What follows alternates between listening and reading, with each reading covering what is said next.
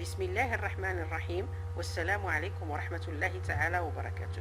Aujourd'hui, on va voir ensemble comment mettre à jour les données d'une base de données SQL Server en utilisant l'environnement Visual Studio C# avec les techniques Adobe.net en mode connecté. Je vous rappelle tout simplement, sur le TP numéro 7, on a réalisé le même objectif, mais en utilisant des contrôles simples et des boutons pour déclencher les mises à jour.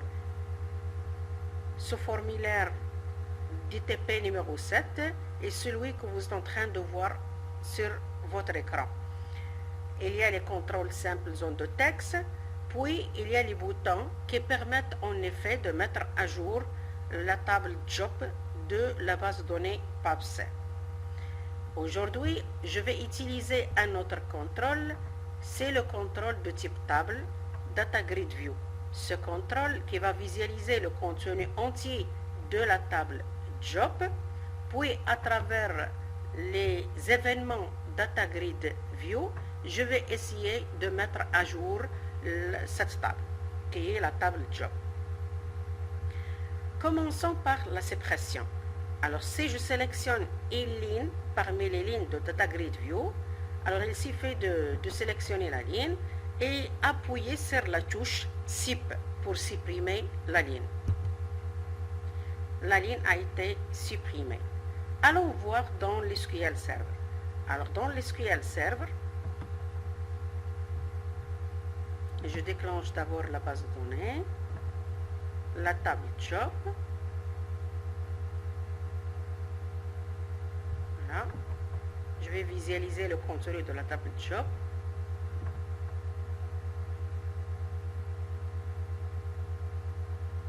Je vous rappelle tout simplement que la table job est la première colonne, cette première colonne qui s'incrémente automatiquement.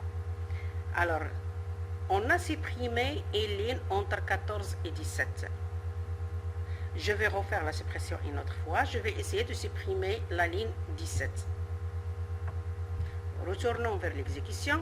Sélectionnez la ligne. Appuyez sur la touche supprimer. Comme vous voyez, la ligne numéro 17 a été supprimée. Allons voir dans SQL Server. Actualiser, elle est toujours là parce que c'est l'ancienne visualisation. Actualiser l'affichage et comme vous voyez, la ligne 17 a été supprimée. Bien. Maintenant, je vais essayer de modifier les données. Bien sûr, je vais vous tirer attention que la première colonne dans la table job, dans sa base de données PABS, dans son environnement SQL Server, elle s'incrémente automatiquement. Et par suite, j'ai essayé d'afficher cette table en mode lecture seule. Si je veux, j'essaie d'appuyer à travers mon clavier pour modifier le contenu elle est désactivée et l'utilisateur ne peut pas modifier la valeur au moment de l'exécution. Alors là, je vais essayer de modifier des informations des autres colonnes. Par exemple, dans la ligne 14, la description de ce job, de cet emploi et designer, je vais ajouter quelques caractères, par exemple les 10x. Je vais continuer à modifier les autres lignes. Par exemple, la valeur, le grade minimum va prendre au lieu de 22 la valeur 33. Et le grade maximum, elle va prendre au lieu de 100, 130. Je valide la ligne. Alors la modification a été réalisée sur Data Grid View. On va voir ensemble sur l'SQL. Je vous rappelle tout simplement qu'on était en train de modifier la ligne numéro 14. Alors actualisons les informations. Comme vous voyez dans la ligne 14, ici, il y a les X et les valeurs de grade minimum, grade maximum a été effectivement modifié. 33, 130.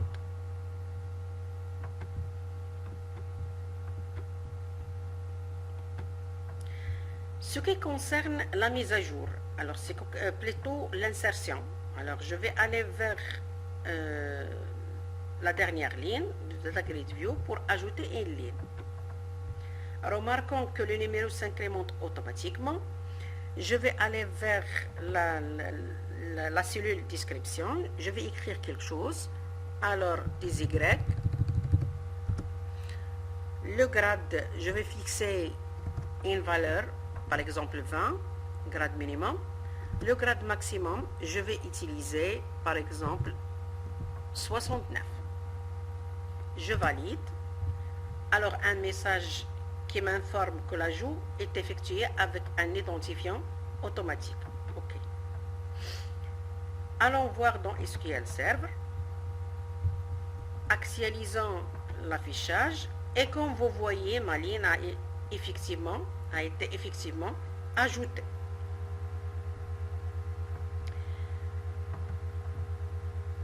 Maintenant, je vais aller vers des étapes d'anomalie en faisant des jeux d'essai d'anomalie. Exemple, essayons par exemple de toucher, plutôt j'annule, et désolé parce que je suis dans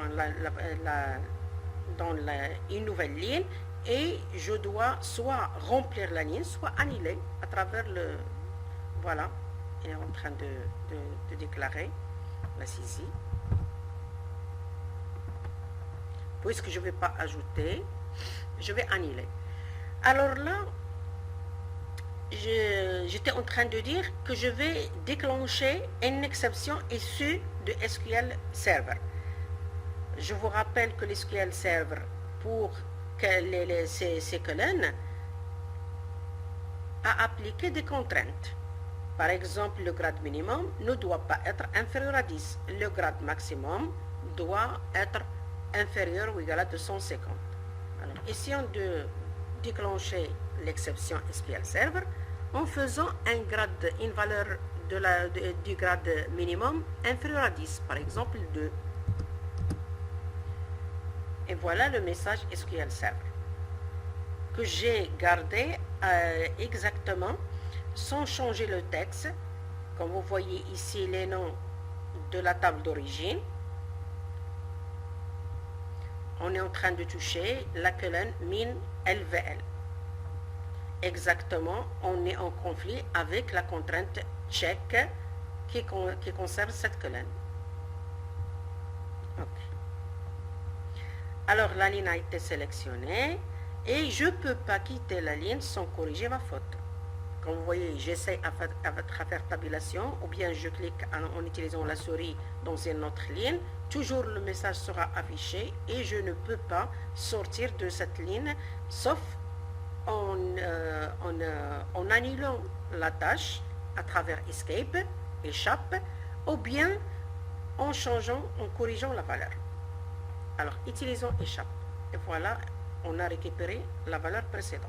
Ça veut dire que j'ai annulé ma tâche. Refaire la même opération, 2. Alors, le message est déclenché, mais cette fois-ci, je vais corriger ma faute. Au lieu de 2, je vais écrire 12. Et voilà, la modification sera réalisée sans problème.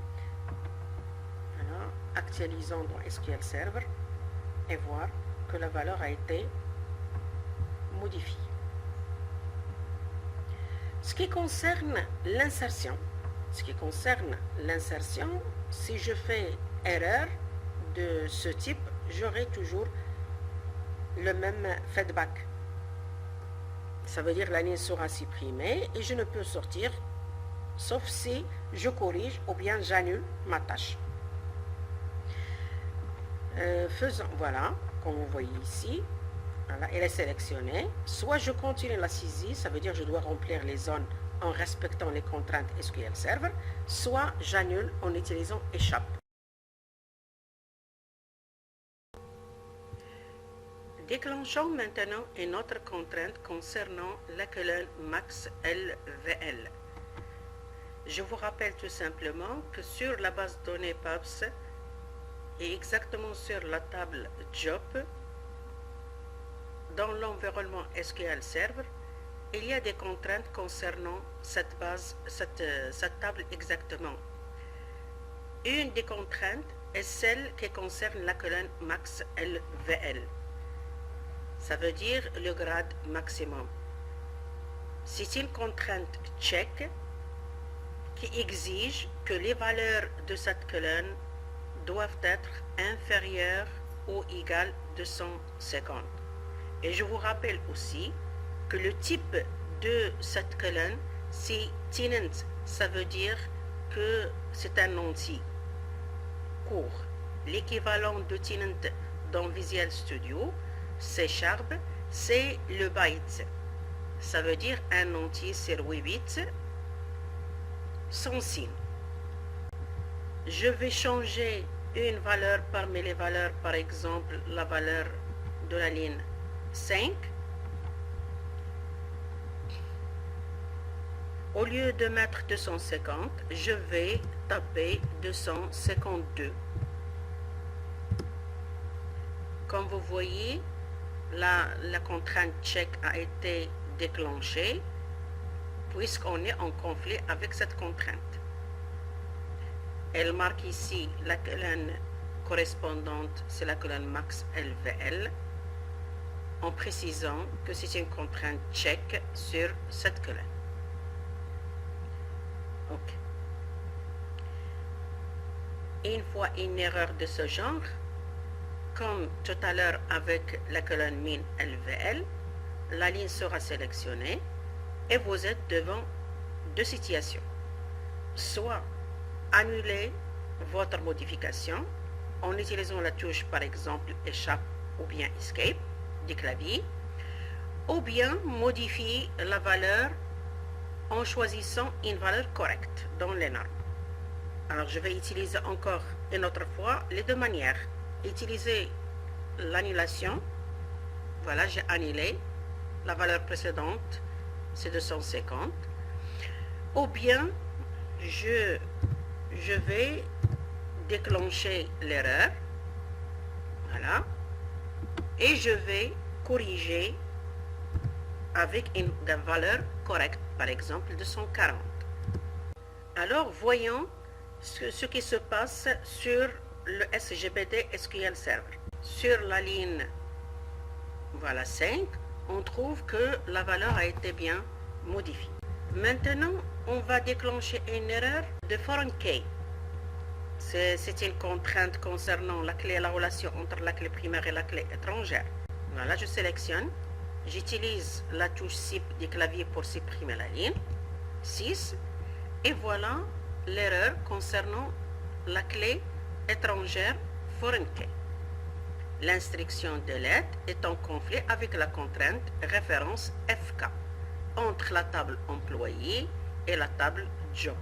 Ça veut dire que vous ne pouvez pas supprimer cet emploi puisqu'il y a des employés ayant cet emploi.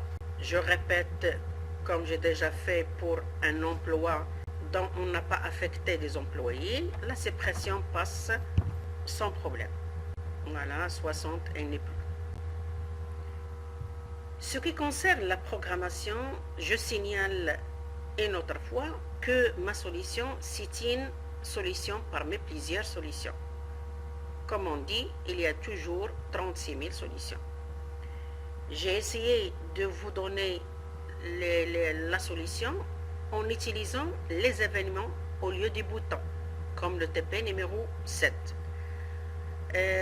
Au niveau des événements, toujours vous pouvez utiliser plusieurs événements, mais j'ai essayé de choisir les événements les plus efficaces. Commençons par le commencement. Alors pour utiliser les classes de connexion, on doit d'abord importer la bibliothèque System Data SQL Client, puis j'ai déclaré globalement les objets de connexion, SQL Connection, SQL Command, SQL Data Reader. Puis j'ai déclaré un moyen qui va m'aider pour remplir Data Grid View. C'est un objet de type Data Table. J'ai besoin pour réaliser l'ajout à un booléen que j'ai appelé ajout et qui est initialisé maintenant à false. Dans l'événement Léo du formulaire, je suis en train de charger Data Grid View par la liste des emplois. Donc, comme vous voyez, j'ai initialisé ma chaîne de connexion en précisant le nom de mon serveur, le nom de base de données et la nature de l'authentification. Que ceci est une authentification Windows. J'ai précisé aussi la chaîne de la commande, c'est Select étoile Job. Et après le mappage de ma commande sur la connexion, CON, j'ai déclenché l'ouverture de la connexion. Aussi l'ouverture de l'objet SQL Data Reader, le lecteur, qui va lire le résultat de la requête correspondante. J'ai préparé un objet Data Table qui va recevoir le tableau issu des lecteurs. Et ici, je vais signaler que dans l'ETP précédent, j'ai utilisé un mécanisme manuel pour remplir Data Table en utilisant l'objet SQL Data Reader. Je suis en train de créer les colonnes par colonne en nommant chaque colonne par l'entête issue de la requête. Puis j'ai créé ligne à ligne en faisant un remplissage manuel pour chaque cellule. Aujourd'hui, on va utiliser une méthode Leo qui charge rapidement l'objet Data Table en utilisant un objet Data Reader.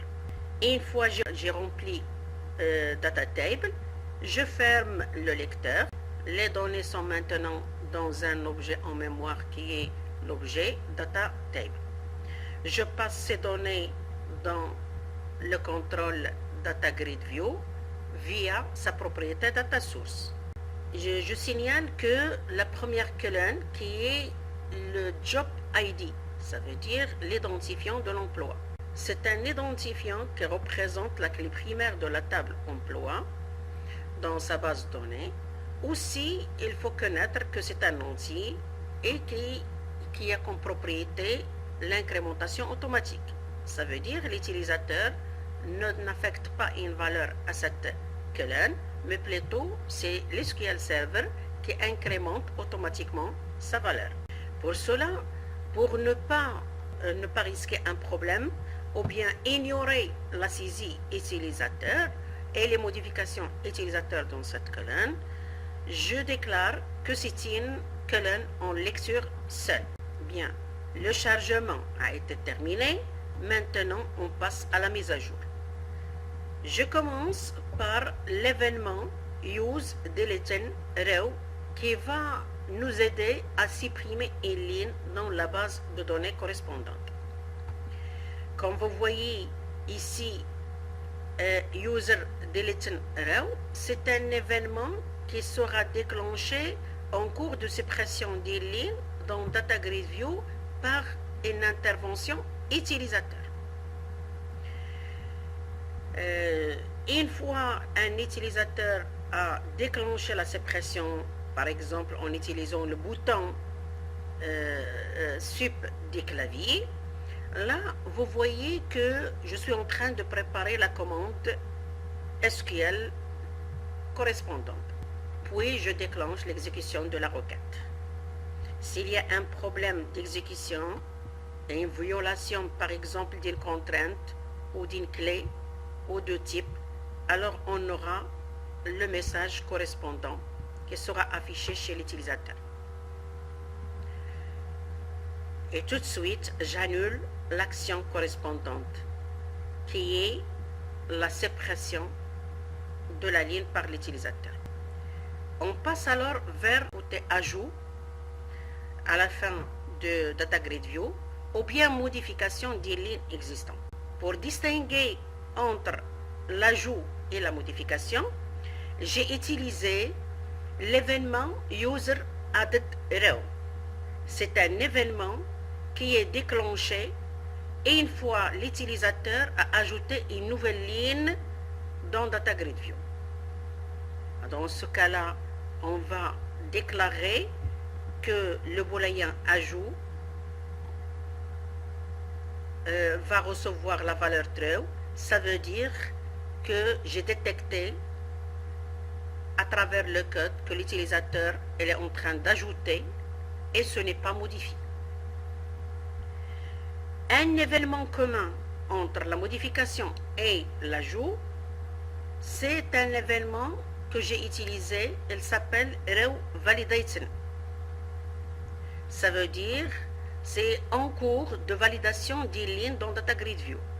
La ligne soit une nouvelle ligne et par suite le booléen ajout est égal à true, soit une ligne existante et par suite le booléen ajout sera à false. Dans ce cas-là donc, à travers le booléen, je peux bien distinguer entre l'insertion et la modification. Alors si c'était un ajout, dans ce cas-là, je prépare la requête correspondante. Comme vous voyez, je suis en train de préparer les valeurs qui seront prises dans la clause insert. Une fois j'ai préparé, j'ai récupéré les valeurs de Data Grid View, de la ligne courante. Là, j'écris ma commande, insert, puis j'exécute la commande. Comme vous voyez ici, et comme j'ai utilisé dans le TP numéro 7, j'ai utilisé execute scalar au lieu de execute noQuery. Pourquoi? Parce que execute scalar retourne la première cellule de la sortie. Insert, il n'a pas de sortie sans output. C'est pour cela que j'ai utilisé le mot-clé output pour avoir une sortie. Et exactement, la sortie n'est autre que la valeur de job ID. La nouvelle valeur de la nouvelle ligne. Et puisque, comme j'ai dit, qu'il s'incrémente automatiquement, alors à travers output inserted job ID et à travers execute scalar, je peux avoir la nouvelle valeur de cette colonne que je dois stocker dans la cellule correspondante. Ça veut dire la première cellule de la nouvelle ligne new row index via ce mot-clé, via cette propriété. J'ai récupéré l'indice de la nouvelle ligne. Et la valeur sera stockée dans la nouvelle ligne de Data Grid View et exactement sur sa première cellule. Le travail a été terminé. J'affiche un message déclarant que l'ajout a été bien effectué en utilisant bien sûr un identifiant automatique. Il faut toujours prévoir les exceptions, que ce soit des exceptions de conversion, que ce soit des exceptions issues des SGBD. Ça veut dire les exceptions en conflit avec des contraintes par exemple. Alors, ceci sera résolu en utilisant -catch. Dans le bloc catch, on va récupérer l'exception et on va afficher cette exception à l'utilisateur sur son écran. S'il y a un problème, alors dans ce cas-là, normalement, on doit sélectionner la ligne où se trouve le problème, qui est la nouvelle ligne, et on va obliger l'utilisateur à corriger la faute. Normalement, l'utilisateur est devant deux situations pour réaliser cette correction. Soit elle va annuler tout à fait l'action de l'ajout en utilisant par exemple la touche Escape, ça veut dire échappe du clavier, ou bien elle va corriger la valeur correspondante. Une fois le travail a été encadré, terminé, alors là, on doit réinitialiser le booléen ajout à false. Discutons maintenant le cas où l'utilisateur est en train de modifier une ligne existante. Ça veut dire ajout égale à false.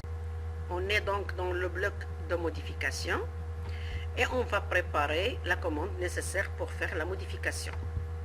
Je construis la requête correspondante. N'oubliez jamais d'utiliser les apostrophes simples pour les valeurs chaîne de caractères. Exécutez la requête correspondante. Encadrez le code par trait catch dans le cas d'anomalie pour récupérer le message correspondant et l'afficher sur l'écran de l'utilisateur, puis sélectionnez la ligne courante pour que l'utilisateur prépare une correction concernant cette ligne. D'ailleurs, à travers ce code, l'utilisateur ne peut quitter la ligne sans une bonne correction. Et je vous rappelle, il y a deux sortes. Soit elle va annuler l'opération et la ligne, elle va récupérer les valeurs correctes, ce sont les valeurs précédentes, ou bien elle va corriger là où les nouvelles valeurs. Maintenant, je vais discuter la fermeture, bien sûr, de la connexion que j'ai choisi dans ce TP de la déclencher dans l'événement form closed. C'est un événement qui sera exécuté juste après la fermeture du formulaire. Normalement, il y a d'autres erreurs qui se déclenchent. Ces erreurs concernant les types des valeurs de DataGridView. Rappelons qu'on a chargé DataGridView en utilisant l'objet DT. Et l'objet DataTable a été aussi chargé en utilisant SQL Data Reader. Et SQL Data Reader, c'est un lecteur de la requête suivante, de la sortie de la requête suivante.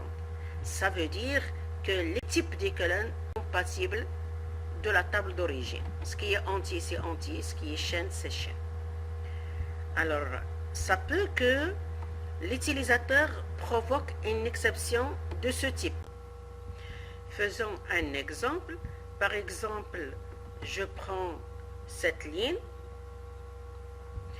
et dans la colonne min LVL, le grade minimum, je vais utiliser une valeur incompatible avec le type de cette colonne. Par exemple, des A. Alors, j'essaye de valider le message. Attention, valeur incompatible. Vérifiez le contenu de la cellule numéro 2, ligne numéro 3. Comme vous voyez, la cellule numéro 2, c'est vrai parce que ça, c'est la première cellule. Alors, cellule numéro 1, plutôt 0, 1, 2. La ligne numéro 3, comme vous voyez, vous connaissez que l'indexation commence par 0, que ce soit au niveau de cellule, que ce soit au niveau de ligne. Alors là, vous trouvez là que 0, la ligne 0, la ligne 1, la ligne 2 et la ligne 3. Là, on est. Donc, c'est une intersection de la ligne 3 et la cellule, la colonne 2. Comme vous voyez, le curseur, il est dans la ligne pour préparer la correction. Et vous ne pouvez pas quitter cette ligne sans correction. Ça veut dire soit corriger la faute, soit annuler et pour récupérer la valeur précédente qui était correcte. Alors, j'utilise maintenant l'annulation, échappe, escape. Voilà. Je reprends la manip. Voilà. Comme vous voyez. Alors, OK. Et cette fois-ci, je vais corriger ma faute. Par exemple, 12. Bien sûr, la bonne modification, elle est toujours sur SQL Server. Je vous rappelle. Voilà. Comment j'ai géré les exceptions de DataGridView en utilisant l'événement erreur de Data Grid View. Revenons vers le code. Voilà, j'ai utilisé l'événement data error de Data Grid View. S'il y a erreur provoquée par le contrôle lui-même, alors dans ce cas-là, ce code-là sera exécuté. Voilà, j'ai terminé ce travail. Merci de votre attention. Wassalamu alaikum wa rahmatullahi ta'ala wa barakatuh.